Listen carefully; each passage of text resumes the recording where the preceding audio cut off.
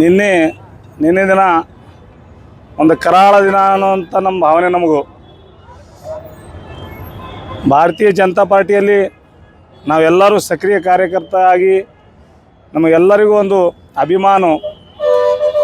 ಈ ಭಾರತ ದೇಶದಲ್ಲಿ ಸನಾತನ ಉಳಿಬೇಕು, ಸನಾತನ ಧರ್ಮವನ್ನು ಉಳಿಬೇಕು ಅಂದರೆ ಯಾರ್ದಿಂದ ಅಂದ್ರೆ ನರೇಂದ್ರ ಮೋದಿ ಅವ್ರದಿಂದ ಉಳಿತದಕ್ಕೆ ಒಂದು ಭಾವನೆಯಿಂದ ನಾವೆಲ್ಲರೂ ಪಕ್ಷಕ್ಕಾಗಿ ರಾತ್ರಿ ಹಗಲತ್ತು ದುಡಿದು ನಾವೆಲ್ಲರೂ ಈ ಭಾರತೀಯ ಜನತಾ ಪಾರ್ಟಿ ಒಂದು ಬಲ ಕೊಡುವಂಥ ನಾವು ಶಕ್ತಿಯನ್ನು ಕೊಡ್ಲಕತ್ತಿದ್ದೆವು.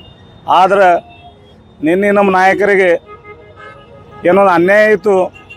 ಆ ಅನ್ಯಾಯ ನೋಡಿದ್ರಂದ್ರೆ ಮಾತ್ರ ನಮಗೆ ಭಾಳಷ್ಟು ಈ ಭಾರತೀಯ ಜನತಾ ಪಾರ್ಟಿ ಮೇಲೆ ನಮಗೆ ನೋವಾಗಿದೆ. ಪಕ್ಷಕ್ಕಾಗಿ ಅಲ್ಲ, ಇಲ್ಲಿ ಅಂತ ಕರ್ನಾಟಕದಲ್ಲಿ ಕೆಲವೊಂದೇನು ದುಷ್ಟ ಶಕ್ತಿಗಳದಾವೆ. ತನ್ನದೇ ಅವ್ರದ್ದೇ ಒಂದು ಮಾರ್ಗದರ್ಶನದಲ್ಲಿ ನಡಿಬೇಕು, ನಮ್ಮದೇ ಒಂದು ಹಿತಾಸಕ್ತಿ ನಡಿಬೇಕು ಅಂತ ಹೇಳ್ತಾರೆ. ಇಂಥವ್ರು ಯಾವಾಗಲೂ ಉದ್ಧಾರ ಆಗೋದಿಲ್ಲ. ನಮಗೇ ಅನ್ನಿಸ್ತದೆ ಇಂಥ ಹಿಂದೂ ಹುಲಿ ಕರ್ನಾಟಕದ ಧೀಮಂತ ನಾಯಕ, ಬಡವರ ಬಂಧು, ದೀನದಲಿತರ ಆಶಾಕಿರಣ ಇರುವಂಥ ಬಸನಗೌಡ ಪಾಟೀಲ್ ಸಾಹೇಬರು ಈ ಬಿಜಾಪುರ ಜಿಲ್ಲಾ ಅಲ್ಲ, ಉತ್ತರ ಕರ್ನಾಟಕ ಅಲ್ಲ, ಇಡೀ ಭಾರತದಲ್ಲಿ ಅವ್ರದ್ದೇ ಅನ್ನೋದಂಥ ಒಂದು ಶಕ್ತಿ ಚಲೋ ಇದೆ.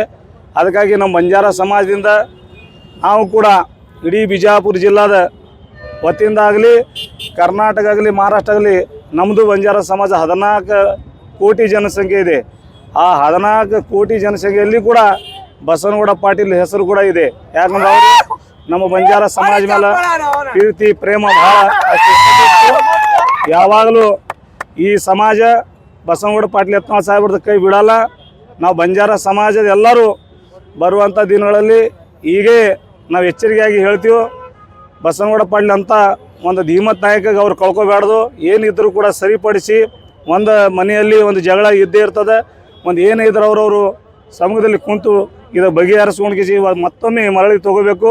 ಇಲ್ಲಾಂದ್ರೆ ಬರುವಂಥ ದಿನಗಳಲ್ಲಿ ಇಡೀ ಬಂಜಾರ ಸಮಾಜ ಬಸನಗೌಡ ಪಾಟೀಲ್ ಯತ್ನಾಳ್ ಕೂಡ ಬೆನ್ನು ಹತ್ತಿ ಬರುವಂಥ ಲುಕ್ಷಣ ಮಾತ್ರ ಈ ಭಾರತೀಯ ಜನತಾ ಪಾರ್ಟಿಗೆ ಆಗ್ತದತ್ತ ಅನ್ನೋಂಥ ಮಾತು ಹೇಳಿ ನಂದು 2 ಮಾತು ಮುಗಿಸ್ತೀನಿ. ಜೈ ಶಿವಲಾಲ್, ಜೈ ಮರ್ಯಾಮಡಿ, ಜೈ ಶ್ರೀರಾಮ್.